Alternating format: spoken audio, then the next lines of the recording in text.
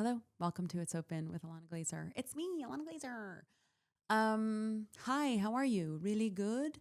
Things are so crazy. Like things are so insane in our country. Oh my God, it's so crazy.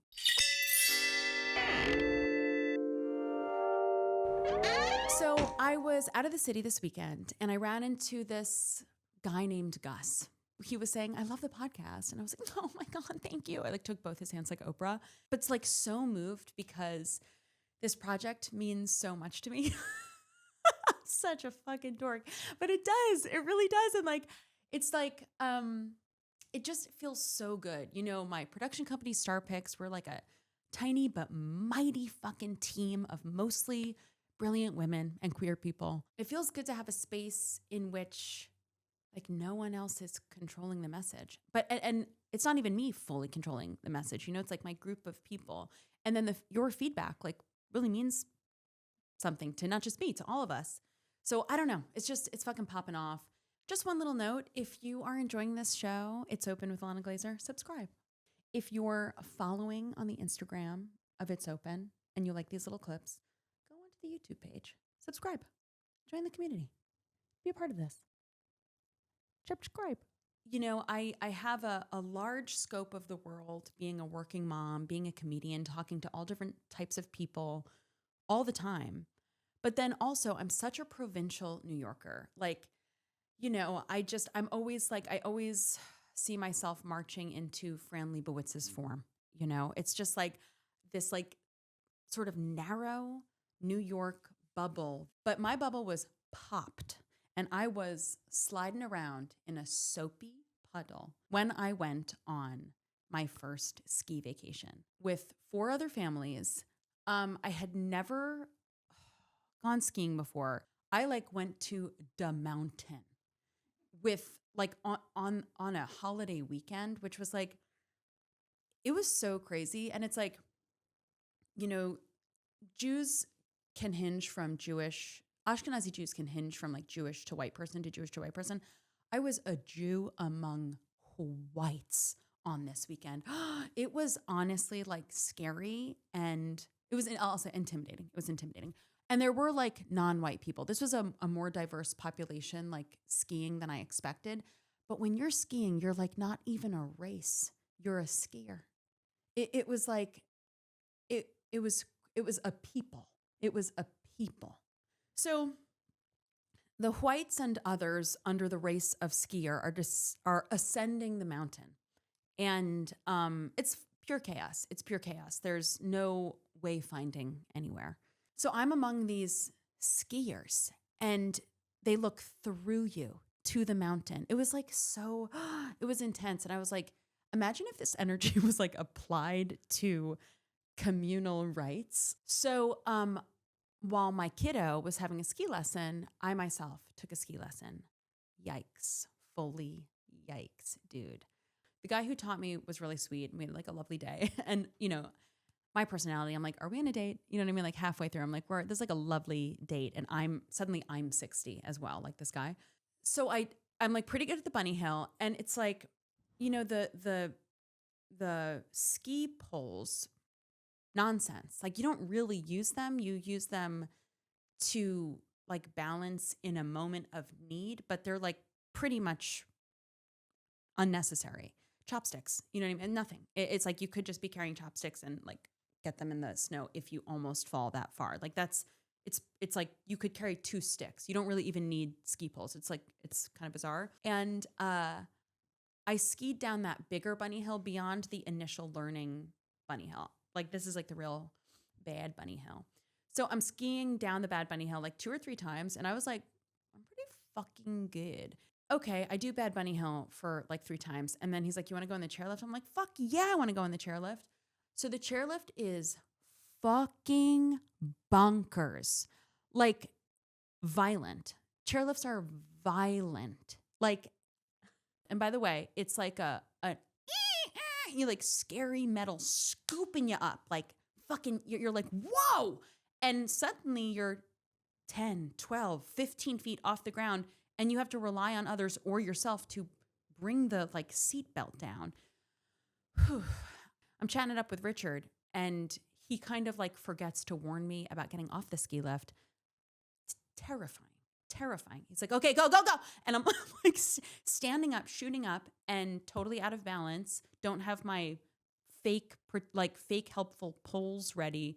And I lean back and I'm going so fast. Then I crouch down. I'm like zooming, crouching on skis. So then I go down like a real mountain, and it was really fucking scary and crazy. Really crazy. I'm brave. I'll tell you this. I'm fucking brave and strong. I'm not afraid to bail. I bailed a few times just being like, I'm done. Just like playing dead, like a dog playing dead. It's a holiday weekend. Skiers are zooming, and these skiers are zooming. They're the beginners. I'm on a green mountain, which is like the easiest. They're the beginners. It was, I got up there and I was like, I'm in too deep. I'm in too deep. This is insane. It's insane. I don't know if it's dangerous as much as it is like genuinely so athletically intense. It's incredible. Skiing is incredible. If you can ski, holy fucking shit, incredible. And skiing as an adult, like learning as an adult, is fucking crazy. I just haven't learned a new thing in a while. I've been doing comedy. I've been this person like slowly building toward the life that I live now for 20 years. I'm 38. I came to the city at 18, and I knew I wanted to pursue comedy, which I started at age 19. And I'm just like, I really haven't learned a new thing. I don't have hobbies. I don't have fucking hobbies. And like, I'm so full as a comedian. My work is so fulfilling to me, but it's really like, you gotta do new shit sometimes to learn about yourself from a different angle. I still feel like skiing is so goyish, although I saw some Jews on the mountain. I was like, whoa, these are some like skiing Jews. But like, it's just the joy of it, the taking the earth in a way of it was like, it blew me away. Also, multi-family vacations feels goyish to me. It feels like joyous and pleasure-centric in a way that we didn't do as like quiet, humble, nerdy Jews growing up. You know, this is a group of families who are like, we're really close here in New York City, and, you know, text each other about school and school's out or on, or their school sing-along or whatever. And, you know, after school activities are opening up for this thing. You know, it's like we rely on each other in a particular way. But to be like witnessing each other parenting in a home setting was so interesting. And I was really nervous about it beforehand. Like, I didn't want to be witnessed, you know? I didn't want to be judged but really like, it wasn't like others. It was more me prejudging myself.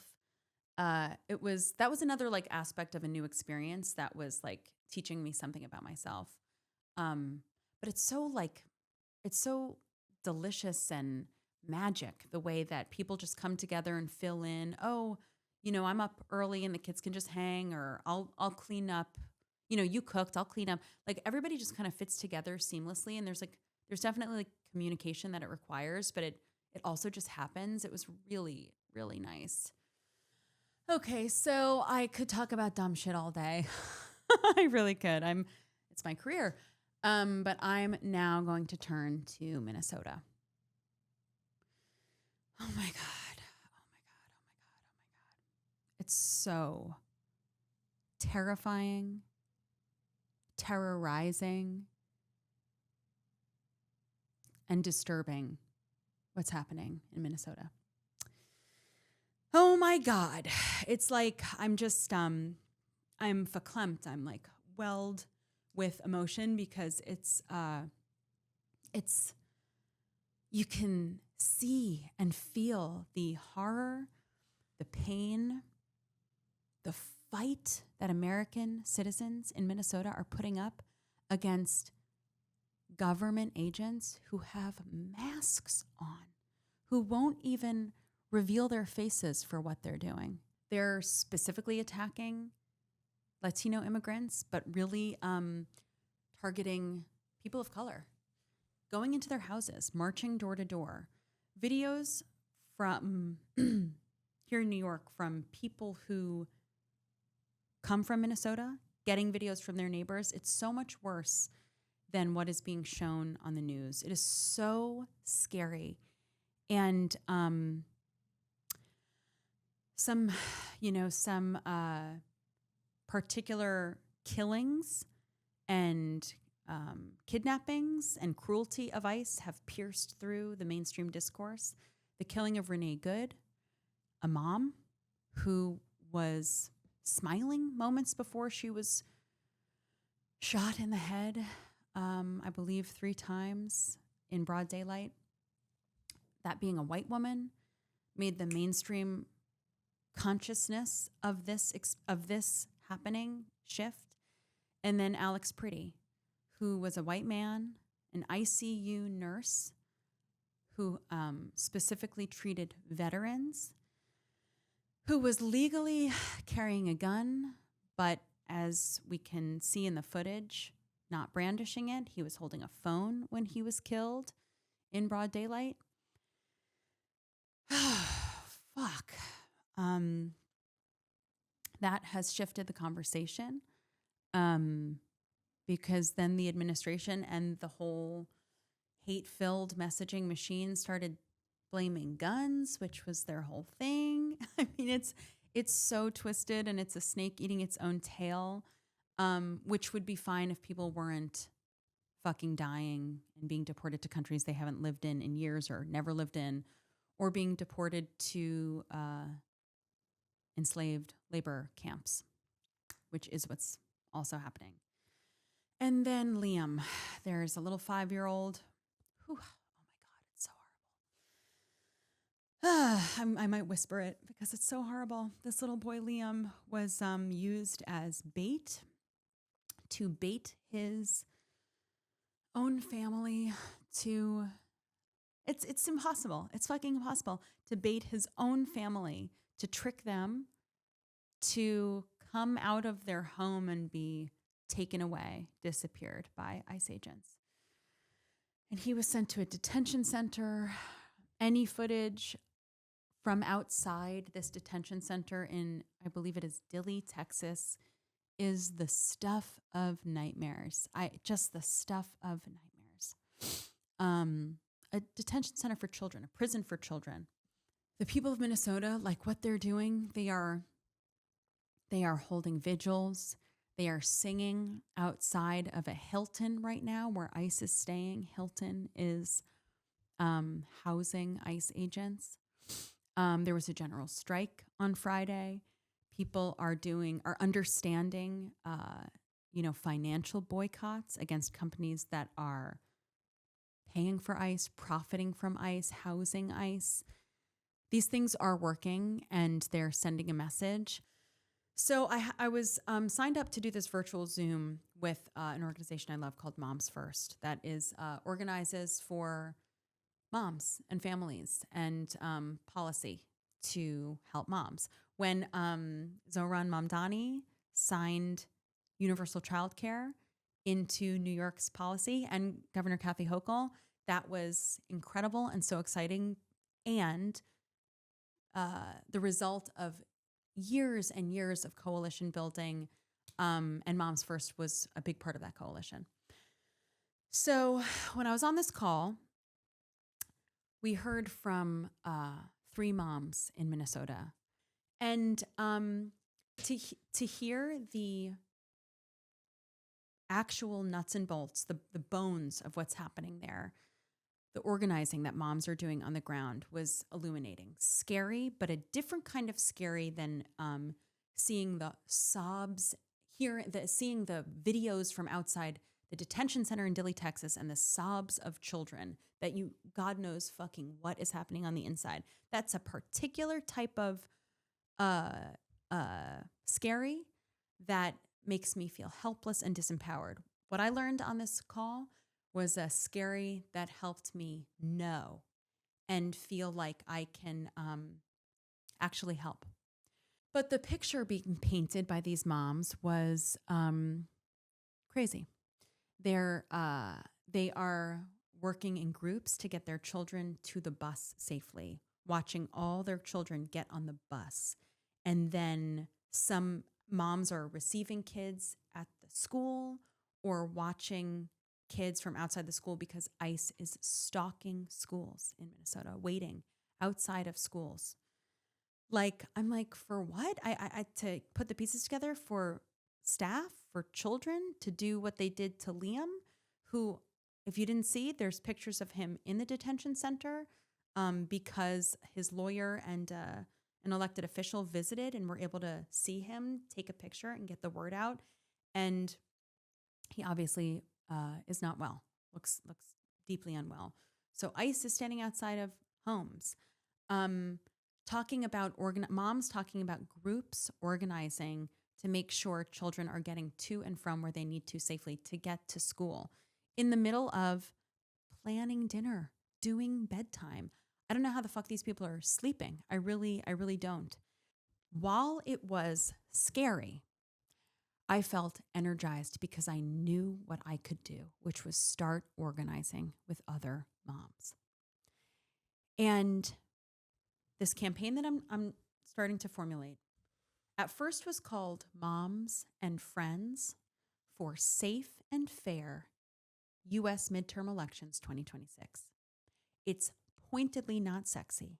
It's pointedly not branded. It's pointedly specific and specifically de-escalating, anti-inflammatory. So it started as Moms and Friends, but now I'm thinking moms and neighbors.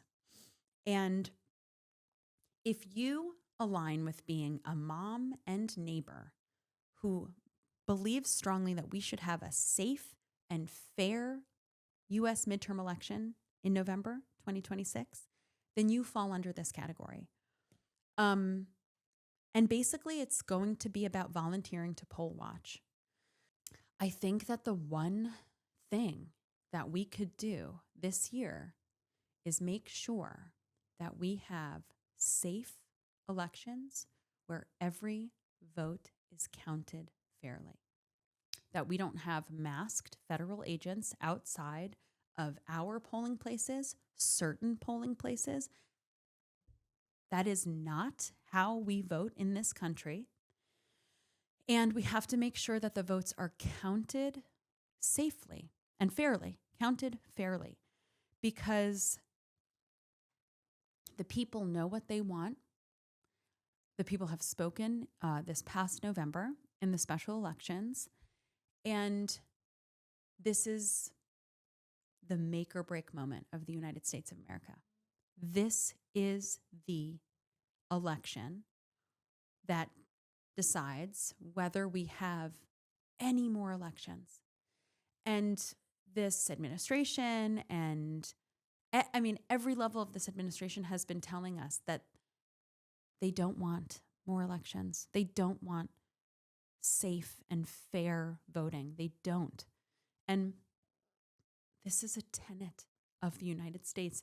This is like, I don't care if you're a Republican or a Democrat or have considered yourself a moderate or conservative, like you want to vote, right? So by the way, if you don't know what to say when you call Senate and Congress, you can just call and say, stop business as usual.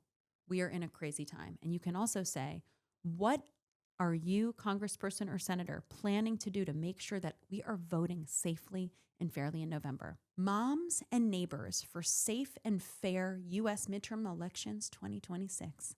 I've never been prouder to be so nerdy. Listen, I was the president of my class, 11th and 12th grade. I'm a student council bitch. I was aiming for office in National Honor Society. Chill, you fucking nerd. I was in jazz band, bitch. I'm a nerd. This is the power of nerds, not the power of vengeful nerds who didn't fuck as much as they wanted in college, so now they're hoarding wealth and putting it behind Gestapo-like organizations to make their own wealth grow to what fucking measure? No, I'm talking true ass fucking nerds who love people and want people to be safe. We have been so separated by categories and the way that they chop it up and chop it up and chop it up. At first it was black and white. Then it's black and brown and white. Then it's men and women, and then it's gay men and gay women and trans women and trans men. They just chop it up, Jews and Muslims and Christians and this and that. Like these fucking checklists that, sometimes the progressive side has to claim it to make it make sense. But, most people like on the progressive side, like just want to fucking live. It's the conservative side that's making us check boxes and talk about it in this way that's like so unsexy. Just let everybody's magic swirl. But they can't. They want to capture it and own it because they can't access their own. And they want our attention because attention is love. This is the only way they know how to get our attention because they're not so good at music. They're not so funny. They're not such great actors, the conservative side. If you're filled with hate, the camera sees your fucking eyes. You're not so creative. This horror, this is made up mishigas nonsense. Mishigas, here's another Yiddish word for you, just nonsense, bullshit. And so we better stick together and organize for our own and each other's basic human rights. And one of those rights is the right to a safe and fair election because we deserve to be elected by people who represent us. And we deserve taxation with representation. That's what this country was founded upon. Even if you're not part of an activist group, just being a part of your community and feeling your humanity and your family's humanity and your community's humanity, that's resisting the horrible dystopia, okay? While that is all being said, Democrats were putting forth a bill to unmask ICE. If ICE had to unmask, 75% of them would drop out. That is remarkable. That tells you that there is still a moral compass within these people doing terrible, violent, unthinkably destructive things to their fellow American citizens. And this tells you that human opinion, human public opinion, community opinion matters, even to these people who are anonymously hiding from their fellow Americans while they torture their fellow Americans. It actually tells you that those people care about the people around them, care about their communities and what they think, and wouldn't do this even to strangers if they had to unmask. There is still a pulse. There is still a heart beating in the people of this planet. And while authoritarian regimes are rising up all over the world, so are the people organizing and resisting against them to live safely and freely. We have to be organized and repeat this messaging and get the narrative out that our elections are not necessarily going to be safe and fair. And if it's not already obvious, for Black people, for Native Americans, elections have not been safe and fair for the entire duration of this country. That has been being fought for and organized for and earned. It really was already deserved. But so now we are all under this threat, and that's what we have to do. Okay, so I asked on itsopenpod Instagram any questions for me, and I'll answer them. So for Lauren at LPZANIC, LPZanic17, she asked, in these dark times, what are some things you do that bring you joy? Lately, I've been doing 90s phone gabbing, 1990s gabbing on the phone with my best friend Eden. We've been cracking up. Oh my God. And we also took a day in early January to get stoned and just take a day. We took a day to get stoned and walk around. And we were cracking up. We went into a restaurant that we could not stay in. I was too damn high. Sat, got menus, and we were like, bye-bye, thank you. Just getting a little too high. And during the day, I've really been, I'm at night, I can't be on my phone. I don't know, sometimes I can't even be stoned at night. But day stony baloney is nice, just a little bit. Okay, Mia at Mia Tortilla _ how as a person do I keep myself informed about what's happening in the world while my mom heart breaks for the children and families who continue to suffer? I feel guilty using my privilege to ignore the reports of suffering, but I am unable to help people who suffer. Find one thing you can do. Find one thing you can do. Send mutual aid to Minnesota. Call Senate and Congress and simply say, stop doing business as usual. This is crazy. Or say, how are you going to ensure that we have safe and fair elections in November? And do something in your community. Also, help someone who's suffering in your community. That you can do. Kara or Kara at Kara_Rhodes asked, what brought you joy or wonderment this week? Holy shit. My daughter had a performance for her theater class. This theater class, for some reason, it's only her and her best friend. So the performance was a 2-woman show. This was not a class performance. This was a 2-woman show. And it was incredible. It was incredible. They were so good. Just, it's like this class and they're like pretending to be pop stars and they're dancing to Taylor Swift and Chappell Roan. And they like wrote a story with the teachers. They storyboarded it, like incredible. And they were the characters they wanted to be. And it was like both it was a musical, I suppose. It was acting and then songs and dance. And like her watching the teachers' moves, it was like, that just brought me the most joy. We filmed it and it was like, I just keep watching this like 10-minute performance every day. It was so funny and so good and so sweet. That brought me full wonder. And finally, Sarah at Sarah Chandler asked, did you always want to be a mom or did your feelings change as you got older and got married? I always wanted to be a mom. That's just me. Everybody's different. But damn, I always wanted to be a mom. I started babysitting when I was 9 years old. I was mother's helper. I do this bit in my last stand-up hour that I like got big titties young. So I looked like I was like 15 when I was 9 and they were like, yeah, you could babysit my kid. I was like 9 years fucking old. But the mom was home, but drunk. So I was like fully babysitting and fully responsible for these twins. Anyway, but since 9 years old, I've been babysitting. I just love kids. I just love them so much. I think it's so fun. I babysat from 9 to like through, I was like making Broad City the pilot and still nannying in the city. So to actually have experience providing childcare through the different phases of my life is like a very, very important aspect of my identity to me. But then being an actual mom and not providing childcare, but rather being a mom myself. Holy fucking shit. I see God. I see fucking God. It's like, oh my God. I'm just obsessed. Obsessed. Which, if you come see me do stand-up, I'm building my latest hour and starting to put some dates together. I'll tell you about it soon, but I'm talking a lot about it. And I like talked about becoming a mom in my last special, but I'm like, I guess this might be the framework for me for a fucking while, because it's still blowing my mind. And that's it for me. Listen, take care of yourselves. We're going to stay in touch and keep organizing our human magic to propel us forward into a better world. And that's it. Okay.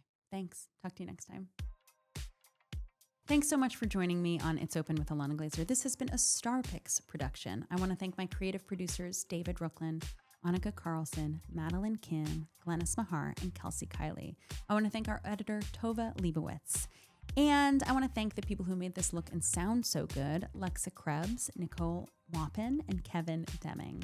I also want to thank Raymo Ventura for the graphics and the branding and the intro musical sting, as well as Don Herr. Thank you for this awesome outro music. I love your music. Subscribe to the channel, join the community, and I really look forward to seeing you next time. Take care of yourself.